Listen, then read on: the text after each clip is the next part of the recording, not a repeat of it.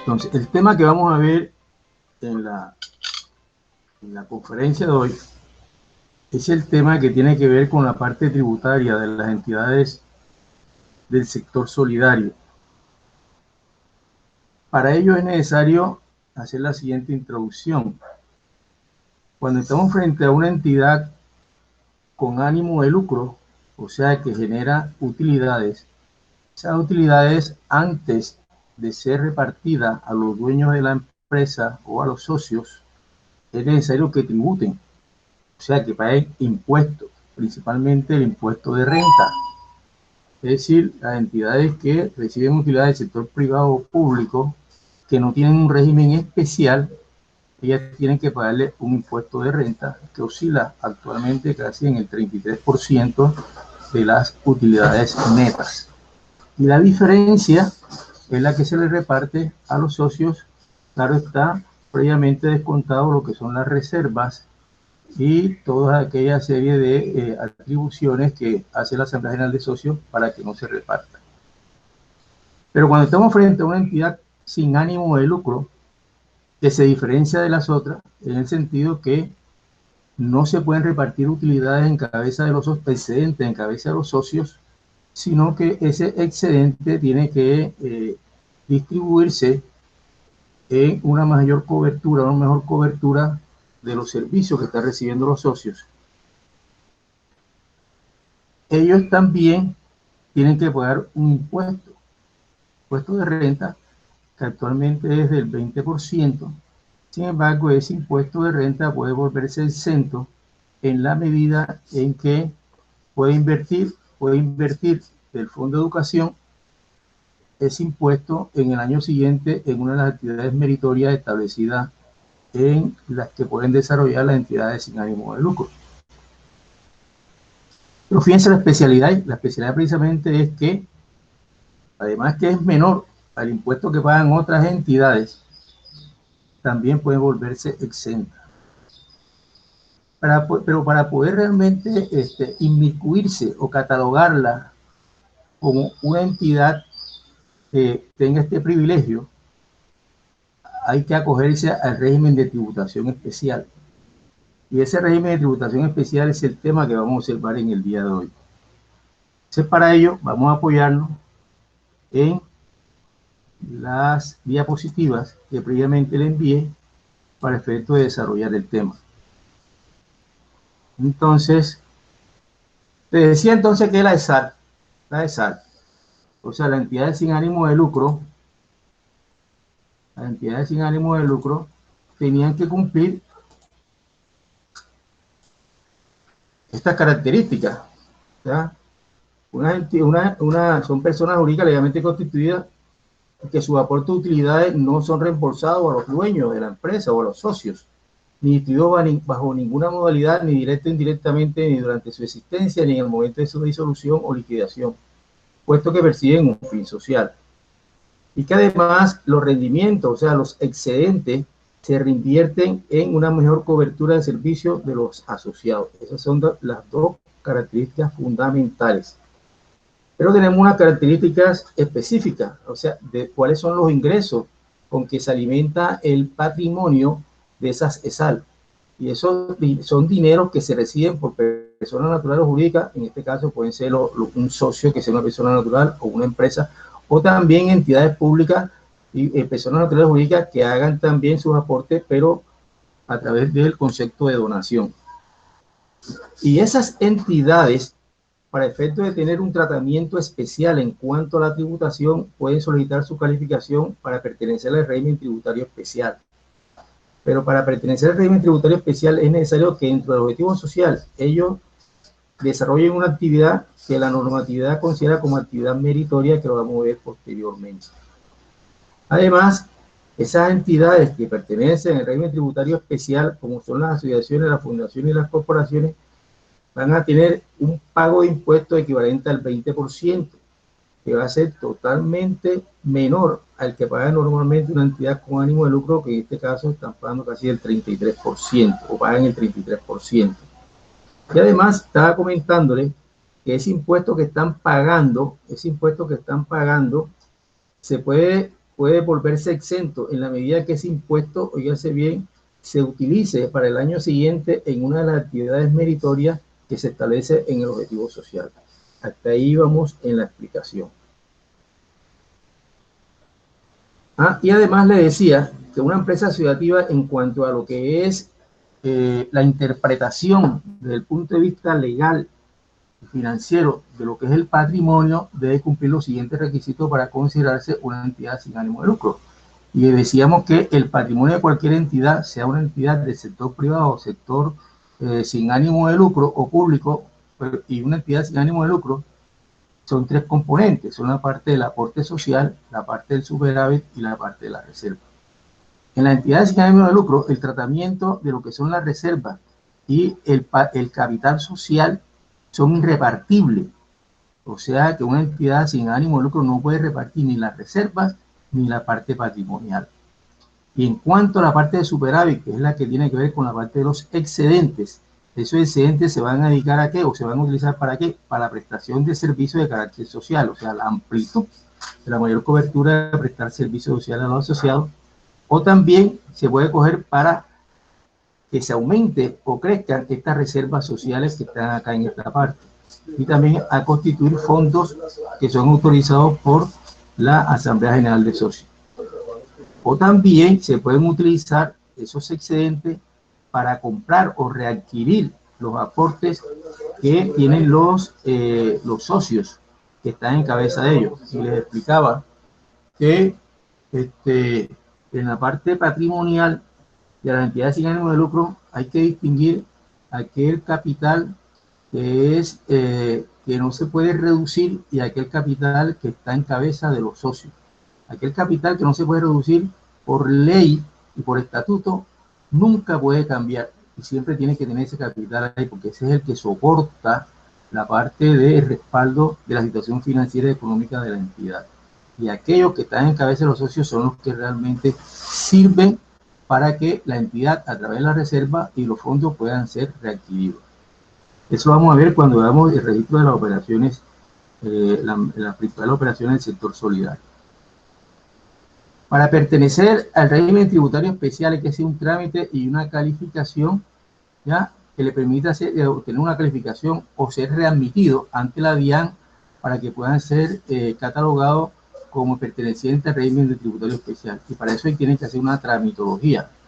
Y las empresas están divididas en varios grupos. Entonces, el grupo 1, que tiene que hacer esta tramitología para pertenecer al régimen tributario especial, son aquellas que fueron constituidas en el año 2018.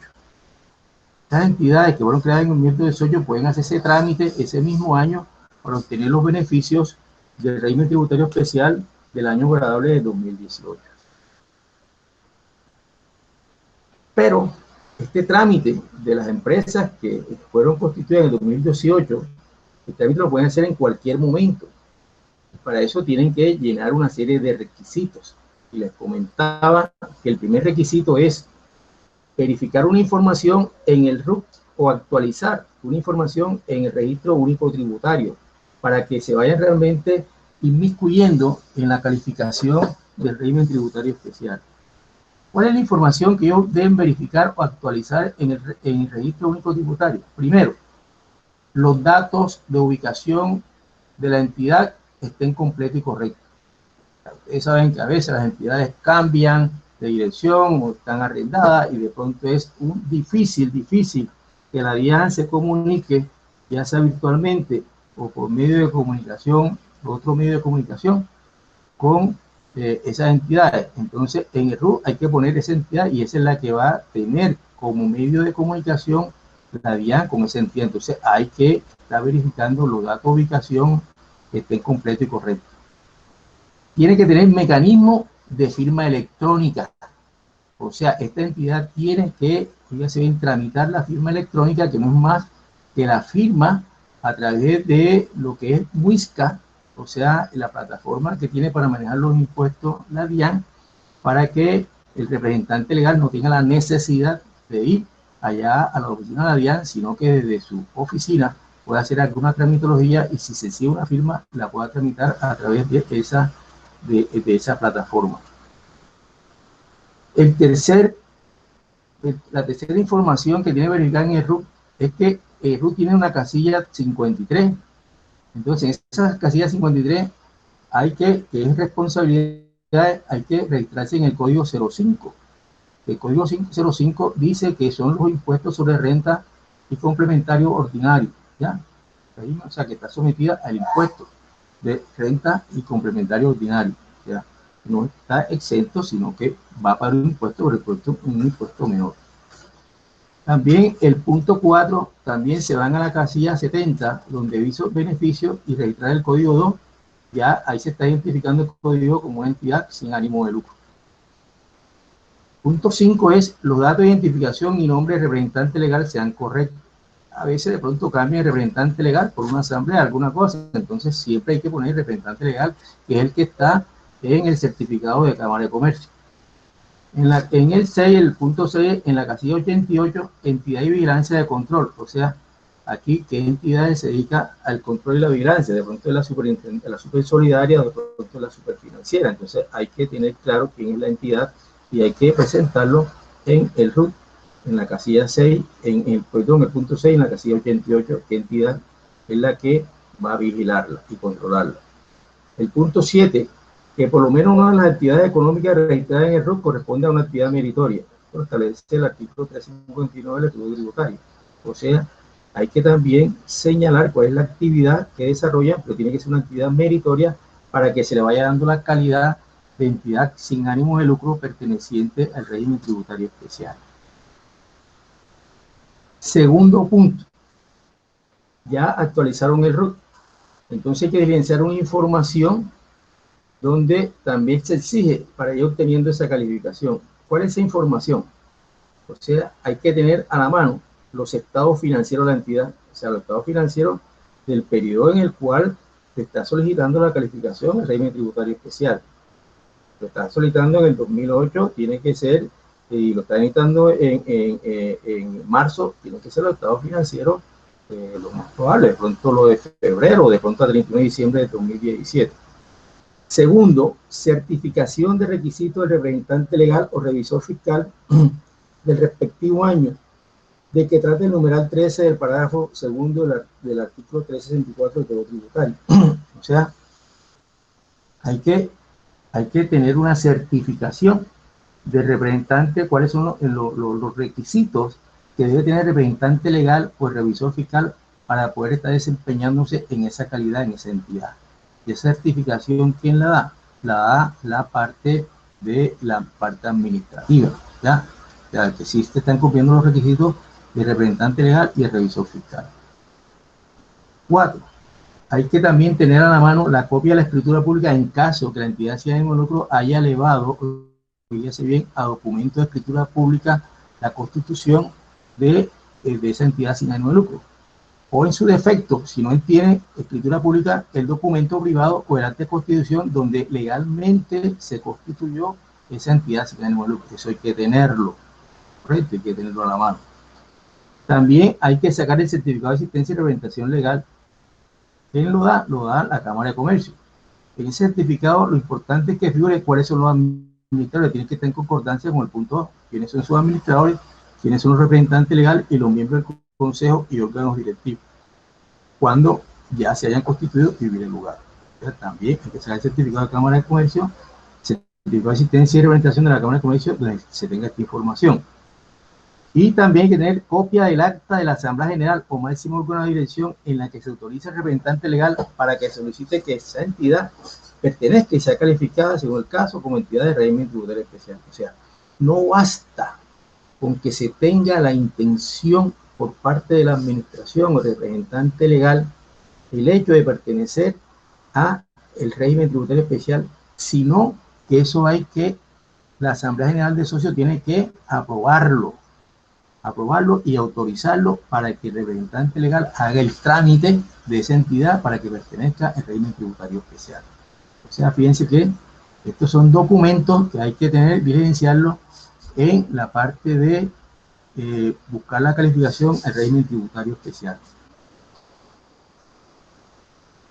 También otro documento que hay que tener es la copia de los estatutos, donde se indique todo lo fundamental los estatutos. En los estatutos van a encontrar ustedes quiénes son los órganos de administración, los de control, quién va a ser representante legal, la función, la calidad de socio, toda esa situación, ya. Entonces, con esta normatividad, esos estatutos hay que anexárselo también como documento para obtener la calificación del régimen tributario especial. Hay que tener una certificación de representante legal de esta entidad, de los antecedentes que tienen los miembros de la Junta Directiva, los fundadores, representante legal o miembro de órgano de dirección de conformidad al numeral 3 del artículo 364 del Código Tributario. O sea, aquí lo que básicamente está buscando es que el representante legal certifique que todas estas personas que pertenecen a estos órganos de Junta Directiva, fundadores, sean idóneos, que no tengan ningún tipo de compromiso y estén realmente dentro de lo que ha catalogado los estatutos como condiciones para poder desempeñar estas funciones. Esa certificación tiene que darle el representante legal de la entidad.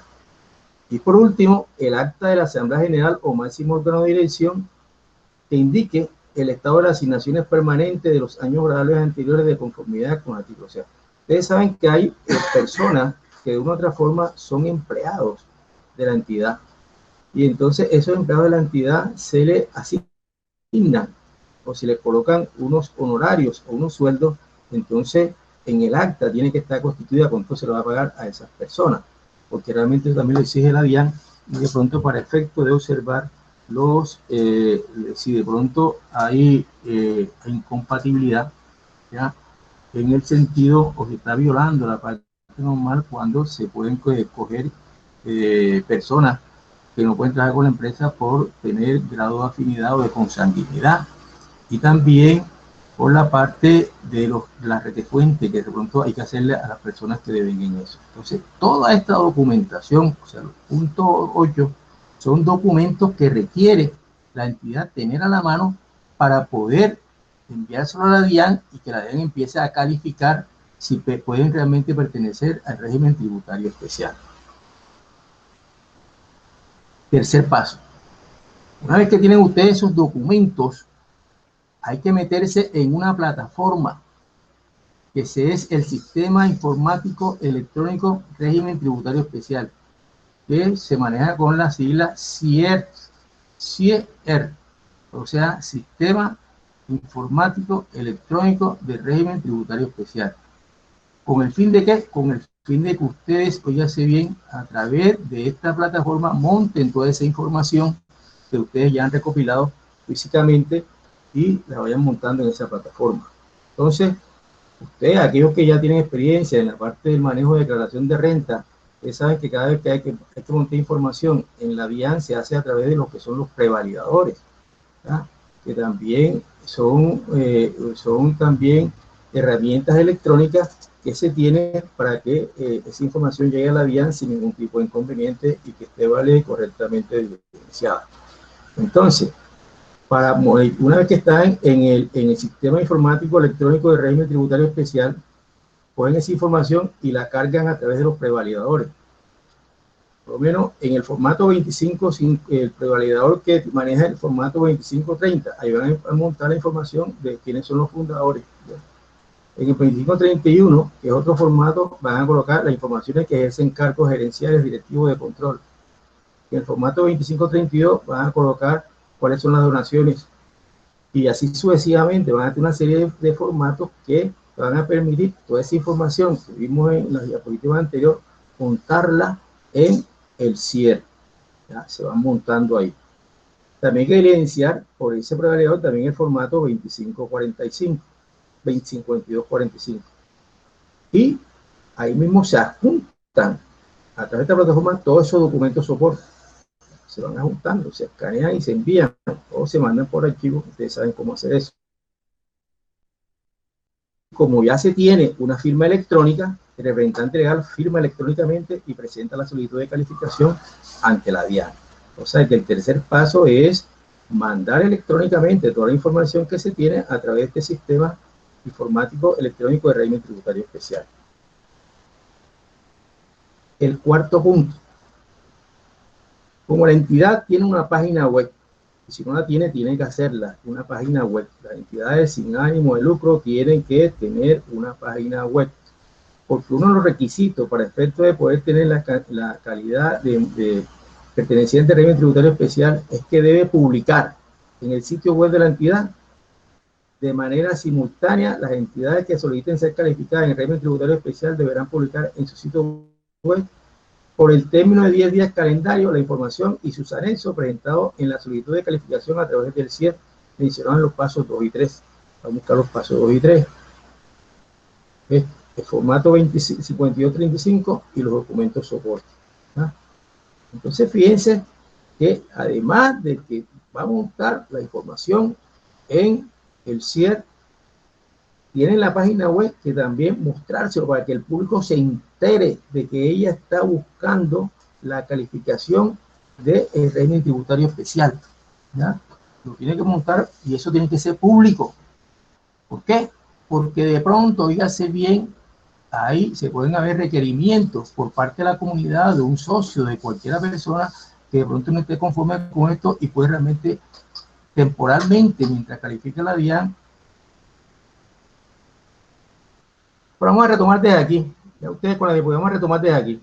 Entonces, fíjense, el grupo 1 es el que tiene que llenar, ese es el requisito que hemos dicho. El grupo 2 son aquellas entidades que fueron creadas en el 2017 y que quieren calificarse en régimen tributario, ya sea para el 2017 o 2018. Y el grupo 3 son las cooperativas que ellas nacen porque en esa calidad ya inmiscuida como entidad perteneciente al régimen tributario especial, con la excepción en que ya la hayan sacado porque haya incumplido algunas de las condiciones de pertenecer a ese régimen, entonces tiene que solicitar una readmisión del grupo 3. Le decía también que quienes pueden ser contribuyentes al impuesto de renta y complementario perteneciente a este régimen: las asociaciones, fundaciones y corporaciones, las instituciones de educación superior aprobadas por el IFE, los hospitales constituidos como personas jurídicas, las personas jurídicas que realizan actividades de salud que tengan permiso del funcionamiento del Ministerio de Salud y Protección Social, y las ligas de consumidores que tengan estas características, que sea una entidad sin ánimo de lucro, que el objetivo sea de interés general y que también le sirva a la comunidad y que sus aportes no sean reembolsados ni los excedentes distribuidos bajo ninguna modalidad. Las actividades meritorias, no olviden que para pertenecer a una entidad sin ánimo de lucro al régimen tributario especial tiene que desarrollar una actividad meritoria que establece la ley. Son actividades meritorias de educación, de salud, de cultura, ciencia, tecnología e innovación, actividades de desarrollo social y actividades de protección al medio ambiente. También prevención y uso de consumo de sustancias psicoactivas, alcohol y tabaco, promoción y apoyo de actividades deportivas de acuerdo a la ley 181 del 95 mediante políticas públicas y entidades competentes. Actividades de desarrollo empresarial, promoción de desarrollo empresarial y el emprendimiento definido en la ley 1014 del 2016. Décimo, promoción y apoyo de los derechos humanos y objetivos globales definidos por las Naciones Unidas. 11, actividades de promoción y mejoramiento de la administración de la justicia. 12, promoción y actividades de entidades sin ánimo de lucro que ejecuten actividad directa en el territorio nacional en algunas actividades meritorias descritas en este artículo. Y 13, actividades de microcrédito en los términos del artículo 39 de la ley 590 del 2000. O sea, son 13 actividades meritorias que se pueden escoger para formar parte de una ESAL en el régimen tributario especial. Decíamos que los contribuyentes del régimen tributario especial, que lo establece el artículo 19 del Estatuto Tributario, establece lo siguiente: que son contribuyentes las corporaciones, fundaciones y asociaciones sin ánimo de lucro, que están establecidas en el artículo, taxativamente en el artículo 23 del Estatuto Tributario, como no contribuyentes, pero se definen como contribuyentes del régimen tributario especial. ¿Ya? Perdón. Las corporaciones, fundaciones, asociaciones sin ánimo de lucro, con una excepción. Es la excepción que señala el artículo 23 del Estatuto Tributario, que debe cumplir, a lo cual deben cumplirse las siguientes condiciones: que el objeto social principal y recursos estén destinados a actividades de salud, deporte, educación formal, natural e investigación, tecnología, ecología, protección ambiental o programas de desarrollo social. Que dichas actividades sean de interés general y que sus excedentes sean reinvertidos totalmente en las actividades de su objeto social. Esas son las condiciones para efecto de que las corporaciones, fundaciones y naciones de lucro se cataloguen como contribuyentes del régimen tributario especial. También son contribuyentes de ese régimen las personas jurídicas sin ánimo de lucro que realizan actividades de captación y colocación de recursos financieros y se encuentran sometidas a la vigilancia de la superfinanciera. Les decía que son las Cooperativas financieras que hacen lo mismo que hacen los bancos, captan y colocan recursos. Y esas entidades siempre van a estar sujetas al control y vigilancia de la superintendencia financiera. También son contribuyentes del régimen tributario especial. Otro grupo son los fondos mutuos de inversión y asociaciones gremiales respecto a las actividades industriales y de mercadeo. O sea, cuando el fondo mutuo de inversión o las asociaciones tengan actividades que sean industriales o de mercadeo, también se consideran contribuyentes del régimen tributario especial. Las cooperativas, sus asociaciones, uniones, ligas, centrales, organismos de grado superior, de carácter financiero, auxiliar, todo esto que tiene que ver con asociaciones, cooperativas y uniones, no solamente a nivel de lo que son instituciones, lo que son confederaciones, instituciones financieras, cooperativas, toda esa serie también de entidades son contribuyentes del régimen tributario especial como otro cuarto grupo.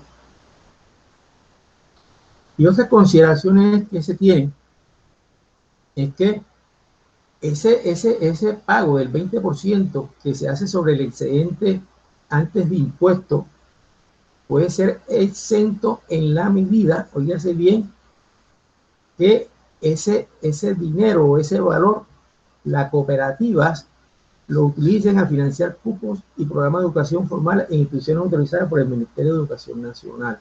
¿Ya? Y ese impuesto se toma de un fondo que lo constituyen las entidades que se llama Fondo de Educación y otro que se llama Fondo de Solidaridad. De estos dos fondos se saca el 20% para pagar el impuesto, ¿ya? Pero ese impuesto se va a ver exento en la medida en que esa entidad lo utilice en el año siguiente para financiar programas de educación formal en instituciones autorizadas por el Ministerio Nacional. En caso que al año siguiente no aplique ese 20% en programa de educación formal, si no lo haga en otra situación, no se considera exento, es lo que dice acá abajo. Los beneficios netos excedentes de otras entidades estarán sujetos a impuestos cuando lo destinen en todo o en parte en forma diferente a lo establecido en el artículo anterior. ¿Ya? O sea, que es exento en la medida en que lo apliquen el año siguiente en educación formal y cupos de instituciones autorizadas por el Ministerio de Educación Nacional. Pero si lo hace para cosas distintas, ya no es exento ese impuesto. También otra parte que hay que colocar es cuando esta entidad de régimen tributario especial, que la entidad sin ánimo de lucro, está pagando, ¿ya? Le paga directo o indirectamente. ¿A quién le paga? Le paga a la gente que tiene una relación de administración con la entidad, o también le está pagando a cónyuge o a parientes de segundo grado de consanguinidad o de único civil. Todo eso que se va a estos señores, eso constituye renta gravable para esas personas. No son exentos. Esas personas, eso es gravable para ellos. Y cuando hagan su declaración de renta, tienen que colocarlo como ingreso gravable, ¿ya? Y estarán sujetos a la retención en la fuente, a la misma tarifa vigente para los honorarios. O sea, lo que se le paga a esa gente, hay que hacerle una retención por el concepto de honorario. Ahora, esta medida no es aplicable a los pagos originados en la relación laboral. Cuando ya no hay una relación laboral, ya sometida a retención en la fuente de acuerdo a cómo se saca cuando hay la relación laboral. Hay unas tarifas, hay unas tablas distintas, hay unos mecanismos distintos. Las entidades cooperativas a las que se refiere el numeral 4 de este artículo solo estará sujeta a retención en la fuente por concepto de rendimiento financiero. O sea, cuando las cooperativas son unas cooperativas financieras, ellas le pueden hacer retención en caso de que ellas tengan inversiones y tengan rendimiento financiero, o al contrario, que ellas estén pagando rendimiento financiero por la captación de recursos, y entonces como ellos son autorretenedores, generalmente ellos les retienen sobre el rendimiento financiero a los beneficiarios. Entidades sin ánimo de lucro de los extranjeros. Todas las entidades que son ánimo de lucro, pero que son extranjeras, son contribuyentes. Eso lo establece el artículo 20 del Estatuto Tributario. Pero hay unas excepciones. Cuando hay una excepción establecida en partes internacionales o en derecho interno que las exceptúa, bueno, ya no son contribuyentes. Pero mientras no existan excepciones especificadas en partes internacionales o en derecho interno, por ejemplo, una reforma tributaria puede hacer una excepción, son contribuyentes. Mientras no tengan excepciones, son contribuyentes, ¿verdad? Y entonces esa contribución tiene que ser con respecto a las rentas que reciban y a la ganancia ocasional de fuente nacional. Sobre esa base es que se saca la contribución. Y la tasa que tienen que pagar las entidades sin ánimo de lucro del sector que sean extranjeras, tienen que ser igualitas a las que pagan las sociedades anónimas nacionales. O sea, si una sociedad anónima paga el 33%, esta entidad sin ánimo de lucro que se cataloga contribuyente tiene que pagar también el 30% porque la ley la asimila a sociedades anónimas. No va a pagar el 20%, sino el 33%. Como conclusión, también vamos a tener que tanto oígase bien, los contribuyentes de régimen tributario especial y las entidades sin ánimo de lucro que no son contribuyentes, o sea, los contribuyentes y no contribuyentes, anualmente deben presentar la declaración de renta y complementario sin excepción. Hay que hacer la declaración dentro de los plazos y fechas establecidas en el decreto reglamentario respectivo calendario tributario. O sea, siempre la DIAN saca una resolución donde establece la fecha en que debe declarar, de acuerdo a los últimos dígitos que se tenga del NIC de contribuyente, y establece los plazos y la fecha en que debe pagar la primera cuota. ¿Ya? Entonces, eso es conocido también como declaración de ingresos y patrimonio. Entonces, esto es también, hay que hacerlo porque de pronto en el pasado no estaban obligados a presentar declaración de renta. Entonces, hasta ahí es el contenido de las diapositivas que nosotros estamos viendo, ¿ah?, en esta presentación de régimen tributario especial. ¿Qué pregunta tienen? Por favor, ¿qué preguntas hay para hacerle la claridad? Lo importante es que ustedes sepan que las entidades sin ánimo de lucro, si quieren pertenecer al régimen tributario especial, tienen que calificarse. Y para calificarse tienen que llenar una serie de condiciones y requisitos, llenarlo ante la DIAN a través de sus distintas plataformas por medio de firma electrónica, y que tienen que estar pendientes en caso que exista por parte de la sociedad civil algún tipo de impedimento, que ustedes le den respuesta, impedimento no, requerimiento, que ustedes le den respuesta para que dentro de los 4 meses siguientes a la fecha en que ya usted le dio respuesta, la DIAN se pueda pronunciar y lo pueda calificar o no de eso. Y también saber que a pesar de que hay que pagar el impuesto de renta del 20%, este puede ser exento en la medida en que el año siguiente se aplique ese impuesto en actividades de educación aprobadas por el Ministerio de Educación. Si no se hace lo contrario, tiene que pagar el impuesto. Y lo otro también es que las sociedades extranjeras son contribuyentes porque lo establece el estatuto y tienen que pagar, en caso de que paguen impuestos y no tengan ninguna excepción, el mismo impuesto que pagan las sociedades anónimas. ¿Qué pregunta tienen? ¿Qué inquietud tienen? Por favor. Claudia. Claudia. Daniela, ¿qué pregunta tienen?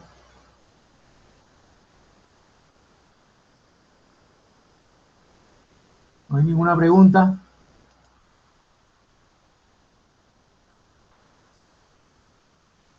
¿No hay pregunta, por favor? Por lo pronto no hay nada, Daniela. Pues entonces, fíjense, ya lo importante es que tengan este conocimiento. Mañana vamos a ver el otro tema, que es ya el registro de las principales operaciones de este sector, pero vamos a ver en 2 módulos, el día de mañana y el próximo jueves, para que ustedes ya vayan viendo cómo se registran esas operaciones. Entonces, si no hay más preguntas, buenas noches, que descansen. Gracias por todo.